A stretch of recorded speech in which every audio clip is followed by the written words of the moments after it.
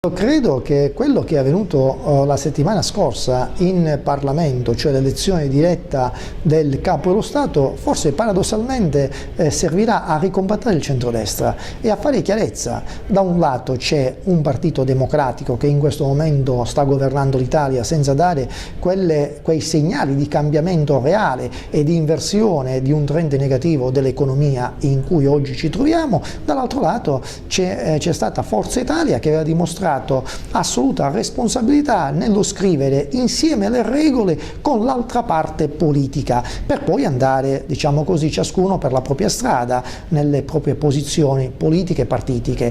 E dall'altro lato invece c'era la Lega che si contrapponeva a questo governo. Oggi, secondo me, ma secondo il presidente Berlusconi, si è rotto quel patto, hanno dimostrato tracotanza nel modo di porre e nel modo di affrontare le questioni politiche, soprattutto la questione del Capo dello Stato che doveva essere il garante delle regole costituzionali e istituzionali. Ebbene, per cui noi riteniamo che dobbiamo finalmente segnare la differenza. Da un lato ci saremo noi di Forza Italia assieme alla Lega, assieme a Fratelli d'Italia, dall'altro lato ci sarà il Partito Democratico e tutti coloro che magari in una posizione assolutamente di sudditanza vorranno stare con loro. Alla fine ci presenteremo al cospetto e al giudizio degli elettori, decideranno poi gli elettori se dare fiducia, se continuare a dare fiducia a chi è il campione dei proclami, degli annunci, o a chi invece,